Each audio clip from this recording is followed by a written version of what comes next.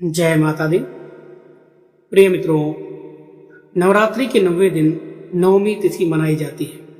इस दिन को महानवमी और दुर्गा नवमी के नाम से भी जाना जाता है। नवमी के दिन माँ दुर्गा के 9वें स्वरूप माँ सिद्धिदात्री की पूजा की जाती है। इस दिन की पूजा के साथ हवन और कन्या पूजन भी विशेष रूप से किया जाता है। इसके बाद व्रत पारण किया जाता है।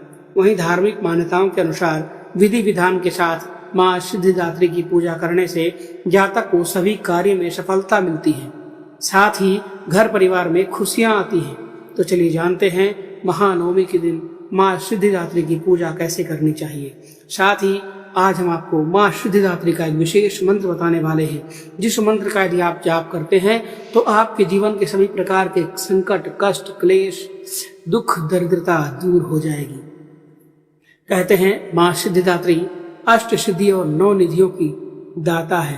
तो आप भी अपने जीवन में धन, सुख, संपदा का भंडार भरें इस महामंत्र का जाप या श्रवण करके। तो आइए जानते हैं माँ सिद्धिदात्री का विशेष स्वरूप। माँ सिद्धिदात्री का रूप अत्यंत ही परम दिव्य है। माँ का वाहन सिंह है और देवी कमल पर भी आसीन होती है। इनकी 4 भुजाएं हैं। दाहिने ओर की नीचे वाले हाथ में चक्र, ऊपर वाले हाथ में गदा और बाईं ओर के नीचे वाले हाथ में शंख और ऊपर वाले हाथ में कमल का फूल है। माँ सिद्धिदात्री को देवी सरस्वती का भी स्वरूप माना गया है। माँ को बैंगनी और लाल रंग अति प्रिय होता है। माँ सिद्धिदात्री की अनुकंपा से ही शिव जी का आधा शरीर देवी का हुआ था और इन्हें अर्धनारीश्वर कहा गया। माँ सिद्धिदात्री की पूजा का विशेष महत्व। चैत्री नवरात्रि में विधि विधान और पूर्ण निष्ठा के साथ साधन करने वाले साधक को सभी सिद्धियों की प्राप्ति हो जाती है। इनकी उपासना से भक्तों की सभी मनोकामनाएं पूर्ण हो जाती हैं। भक्त इनकी पूजा से यश, बल, कीर्ति और धन की प्राप्ति करते हैं। माँ भगवती का स्मरण, ध्यान, पूजन हमें संसार की असारता का बोध कराते हुए वास्तविक परम शांतिदायक अमृत पद की ओर ले जाता है। नवरात्रि के 9वीं तिथि की पूजा अर्चना विशेष रूप से सभी को करनी चाहिए। पूजा में 16 प्रकार की पूजा अर्चना अवश्य करनी चाहिए। माता रानी को नारियल अवश्य चढ़ाएं इस दिन। और उसके पश्चात आप नवरात्रि के दिन 9 कन्याओं को, जो कन्याएं 9 वर्ष से कम की होनी चाहिए, 9 कन्याओं का भोजन अवश्य कराएं। साथ में एक बालक को भी भोजन अवश्य कराएं। माँ सिद्धिदात्री का सिद्ध मंदिर नंदा पर्वत पर स्थित है। माँ सिद्धिदात्री का विशेष मंदिर। हिमाचल का नंदा पर्वत माता सिद्धिदात्री का प्रसिद्ध तीर्थ स्थल है। मान्यता है कि जिस प्रकार इस देवी की कृपा से भगवान शिव को 8 सिद्धियों की प्राप्ति हुई, ठीक उसी तरह इनकी उपासना करने से अष्ट सिद्धि और 9 निधि, बुद्धि और विवेक की प्राप्ति होती है। ऐसे प्रकट हुई थी माँ सिद्धिदात्री। एक कथा में वर्णन आता है कि जब दैत्य महिषासुर के अत्याचारों से परेशान होकर सभी देवतागण भगवान शिव और भगवान विष्णु के पास पहुंचे, तब वहां मौजूद सभी देवतागण से एक तेज उत्पन्न हुआ और उसी तेज से एक दिव्य शक्ति का निर्माण हुआ, जिसे माँ सिद्धिदात्री कहा जाता है। महानवमी के दिन माँ सिद्धिदात्री को नारियल, पंचामृत और पुआ का भोग जरूर लगाना चाहिए। मीठे पुआ का भोग अवश्य लगाएं। धार्मिक मान्यताओं के अनुसार इन चीजों का भोग लगाने से माता बेहद ही प्रसन्न होती है और अपनी कृपा आपके ऊपर बरसाती है। तो आइए जानते हैं माँ सिद्धिदात्री का विशेष मंत्र, जिस मंत्र के जाप के प्रभाव से आपके जीवन के सभी प्रकार के संकट, कष्ट, परेशानियां दूर हो जाएंगी। आपकी गरीबी जड़ से समाप्त हो जाएगी। जीवन भर आपके पास धन की कमी नहीं रहेगी। तो आइए इस महामंत्र का आप श्रवण करें। मंत्र बहुत ही सिद्ध मंत्र है ओम ऐं ह्रीं क्लीं चामुंडायै विच्चे ओम ग्लौं हुं क्लीं जूं सः ज्वालय ज्वालय ज्वल ज्वल प्रज्वल प्रज्वल ऐं ह्रीं क्लीं चामुंडायै विच्चे ज्वल हम सं लं छं फट् स्वाहा। वन्दे वाञ्छितमनोरथार्थ चन्द्रार्घकृतशेखरां कमलस्थितां चतुर्भुजां सिद्धिदात्रीं यशस्विनीं या देवी सर्वभूतेषु मां सिद्धिदात्री रूपेण संस्थिता नमस्तस्यै नमस्तस्यै नमस्तस्यै नमो नमः। ॐ ऐं ह्रीं क्लीं चामुण्डायै विच्चे ॐ ग्लौं हुं क्लीं जूं सः ज्वालय ज्वालय ज्वल ज्वल प्रज्वल प्रज्वल ऐं ह्रीं क्लीं चामुण्डायै विच्चे ज्वल हं सं लं छं फट् स्वाहा। वन्दे वाञ्छितमनोरथार्थ चन्द्रार्घकृतशेखरां कमलस्थितां चतुर्भुजां सिद्धिदात्रीं यशस्विनीं या देवी सर्वभूतेषु मां सिद्धिदात्री रूपेण संस्थिता नमस्तस्यै नमस्तस्यै नमस्तस्यै नमो नमः। ॐ ऐं ह्रीं क्लीं चामुण्डायै विच्चे ॐ ग्लौं हुं क्लीं जूं सः ज्वालय ज्वालय ज्वल ज्वल प्रज्वल प्रज्वल ऐं ह्रीं क्लीं चामुण्डायै विच्चे ज्वल हं सं लं छं फट् स्वाहा। वन्दे वाञ्छितमनोरथार्थ चन्द्रार्घकृतशेखरां कमलस्थितां चतुर्भुजां सिद्धिदात्रीं यशस्विनीं या देवी सर्वभूतेषु मां सिद्धिदात्री रूपेण संस्थिता नमस्तस्यै नमस्तस्यै नमस्तस्यै नमो नमः। ॐ ऐं ह्रीं क्लीं चामुण्डायै विच्चे ॐ ग्लौं हुं क्लीं जूं सः ज्वालय ज्वालय ज्वल ज्वल प्रज्वल प्रज्वल ऐं ह्रीं क्लीं चामुण्डायै विच्चे ज्वल हं सं लं छं फट् स्वाहा। वन्दे वाञ्छितमनोरथार्थ चन्द्रार्घकृतशेखरां कमलस्थितां चतुर्भुजां सिद्धिदात्रीं यशस्विनीं या देवी सर्वभूतेषु मां सिद्धिदात्री रूपेण संस्थिता नमस्तस्यै नमस्तस्यै नमस्तस्यै नमो नमः। ॐ ऐं ह्रीं क्लीं चामुण्डायै विच्चे ॐ ग्लौं हुं क्लीं जूं सः ज्वालय ज्वालय ज्वल ज्वल प्रज्वल प्रज्वल ऐं ह्रीं क्लीं चामुण्डायै विच्चे ज्वल हं सं लं छं फट् स्वाहा। वन्दे वाञ्छितमनोरथार्थ चन्द्रार्घकृतशेखरां कमलस्थितां चतुर्भुजां सिद्धिदात्रीं यशस्विनीं या देवी सर्वभूतेषु मां सिद्धिदात्री रूपेण संस्थिता नमस्तस्यै नमस्तस्यै नमस्तस्यै नमो नमः।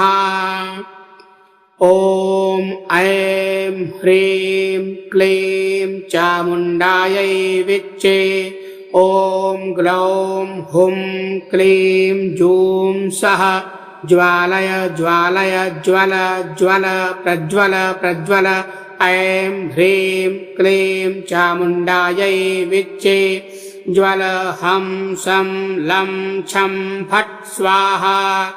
वन्दे वाञ्छितमनोरथार्थ चन्द्रार्घकृतशेखरां कमलस्थितां चतुर्भुजां सिद्धिदात्रीं यशस्विनीं या देवी सर्वभूतेषु मां सिद्धिदात्री रूपेण संस्थिता नमस्तस्यै नमस्तस्यै नमस्तस्यै नमो नमः।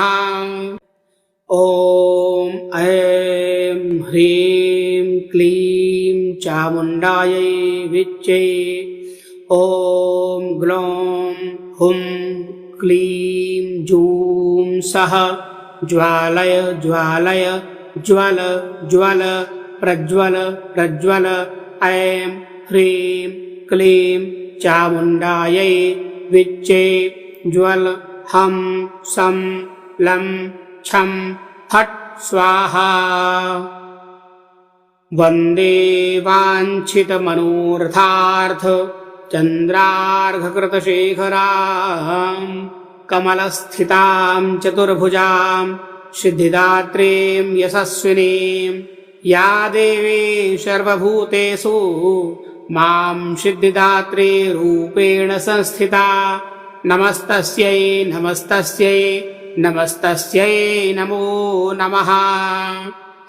ॐ ऐं ह्रीं क्लीं चामुण्डायै विच्चे ॐ ग्लौं हुं क्लीं जूं सः ज्वालय ज्वालय ज्वल ज्वल प्रज्वल प्रज्वल ऐं ह्रीं क्लीं चामुण्डायै विच्चे ज्वल हं सं लं छं फट् स्वाहा।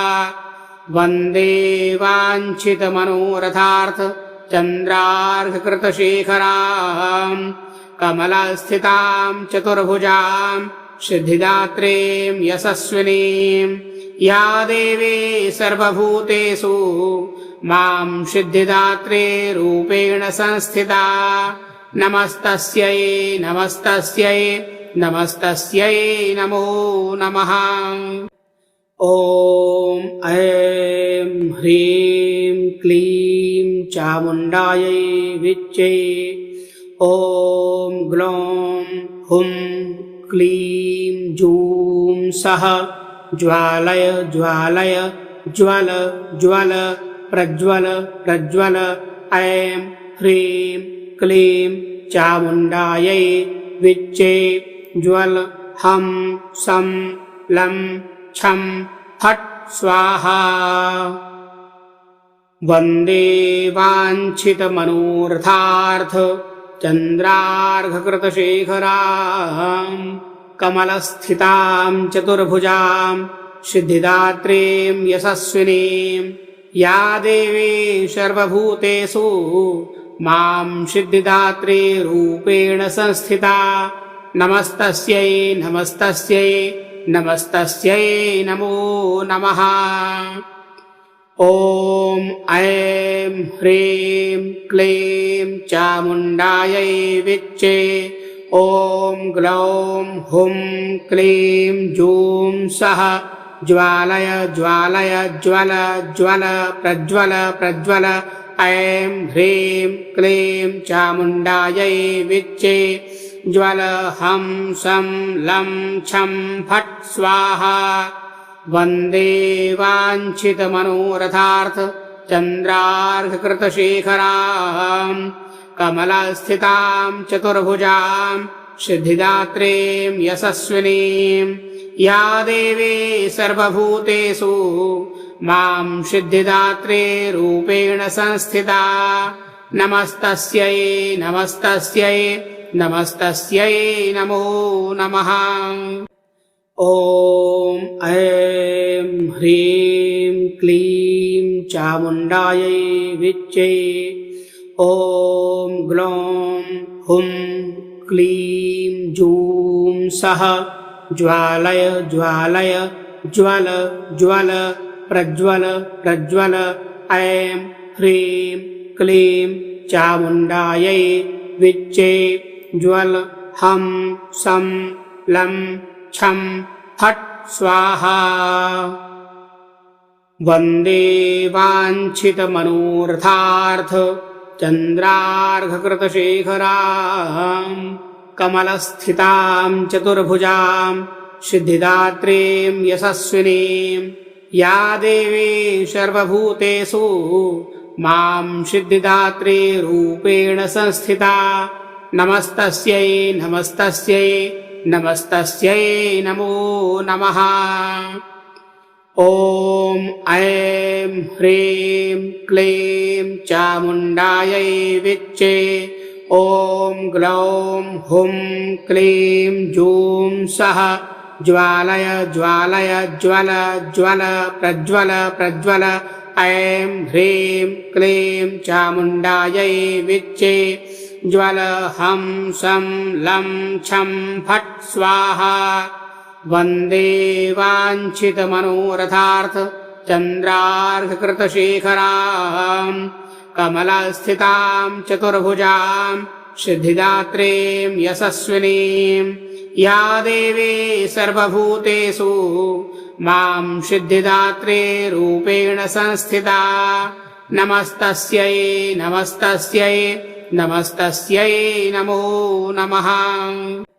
ॐ ऐं ह्रीं क्लीं चामुण्डायै विच्चे ॐ ग्लौं हुं क्लीं जूं सः ज्वालय ज्वालय ज्वल ज्वल प्रज्वल प्रज्वल ऐं ह्रीं क्लीं चामुण्डायै विच्चे ज्वल हं सं लं छं फट् स्वाहा। वन्दे वाञ्छितमनोरथार्थ चन्द्रार्घकृतशेखरां कमलस्थितां चतुर्भुजां सिद्धिदात्रीं यशस्विनीं या देवी सर्वभूतेषु मां सिद्धिदात्री रूपेण संस्थिता नमस्तस्यै नमस्तस्यै नमस्तस्यै नमो नमः। ॐ ऐं ह्रीं क्लीं चामुण्डायै विच्चे ॐ ग्लौं हुं क्लीं जूं सः ज्वालय ज्वालय ज्वल ज्वल प्रज्वल प्रज्वल ऐं ह्रीं क्लीं चामुण्डायै विच्चे ज्वल हं सं लं छं फट् स्वाहा। वन्दे वाञ्छितमनोरथार्थ चन्द्रार्घकृतशेखरां कमलस्थितां चतुर्भुजां सिद्धिदात्रीं यशस्विनीं या देवी सर्वभूतेषु मां सिद्धिदात्री रूपेण संस्थिता नमस्तस्यै नमस्तस्यै नमस्तस्यै नमो नमः। ॐ ऐं ह्रीं क्लीं चामुण्डायै विच्चे ॐ ग्लौं हुं क्लीं जूं सः ज्वालय ज्वालय ज्वल ज्वल प्रज्वल प्रज्वल ऐं ह्रीं क्लीं चामुण्डायै विच्चे ज्वल हं सं लं छं फट् स्वाहा। वन्दे वाञ्छितमनोरथार्थ चन्द्रार्घकृतशेखरां कमलस्थितां चतुर्भुजां सिद्धिदात्रीं यशस्विनीं या देवी सर्वभूतेषु मां सिद्धिदात्री रूपेण संस्थिता नमस्तस्यै नमस्तस्यै नमस्तस्यै नमो नमः। ॐ ऐं ह्रीं क्लीं चामुण्डायै विच्चे ॐ ग्लौं हुं क्लीं जूं सः ज्वालय ज्वालय ज्वल ज्वल प्रज्वल प्रज्वल ऐं ह्रीं क्लीं चामुण्डायै विच्चे ज्वल हं सं लं छं फट् स्वाहा। वन्दे वाञ्छितमनोरथार्थ चन्द्रार्घकृतशेखरां कमलस्थितां चतुर्भुजां सिद्धिदात्रीं यशस्विनीं या देवी सर्वभूतेषु मां सिद्धिदात्रे रूपेण संस्थिता नमस्तस्यै नमस्तस्यै नमस्तस्यै नमो नमः। ॐ ऐं ह्रीं क्लीं चामुण्डायै विच्चे। ॐ ग्लौं हुं क्लीं जूं सः ज्वालय ज्वालय ज्वल ज्वल प्रज्वल प्रज्वल। ऐं ह्रीं क्लीं चामुण्डायै विच्चे ज्वल हं सं लं छं फट् स्वाहा। वन्दे वाञ्छितमनोरथार्थ चन्द्रार्घकृतशेखरां कमलस्थितां चतुर्भुजां सिद्धिदात्रीं यशस्विनीं या देवी सर्वभूतेषु मां सिद्धिदात्री रूपेण संस्थिता नमस्तस्यै नमस्तस्यै नमस्तस्यै नमो नमः। ॐ ऐं ह्रीं क्लीं चामुण्डायै विच्चे। ॐ ग्लौं हुं क्लीं जूं सः ज्वालय ज्वालय ज्वल ज्वल प्रज्वल प्रज्वल। ऐं ह्रीं क्लीं चामुण्डायै विच्चे ज्वल हं सं लं छं फट् स्वाहा। वन्दे वाञ्छितमनोरथार्थ चन्द्रार्घकृतशेखरां कमलस्थितां चतुर्भुजां सिद्धिदात्रीं यशस्विनीं या देवी सर्वभूतेषु मां सिद्धिदात्री रूपेण संस्थिता नमस्तस्यै नमस्तस्यै नमस्तस्यै नमो नमः। ॐ ऐं ह्रीं क्लीं चामुण्डायै विच्चे। ॐ ग्लौं हुं क्लीं जूं सः ज्वालय ज्वालय ज्वल ज्वल प्रज्वल प्रज्वल। ऐं ह्रीं क्लीं चामुण्डायै विच्चे ज्वल हं सं लं छं फट् स्वाहा। वन्दे वाञ्छितमनोरथार्थ चन्द्रार्घकृत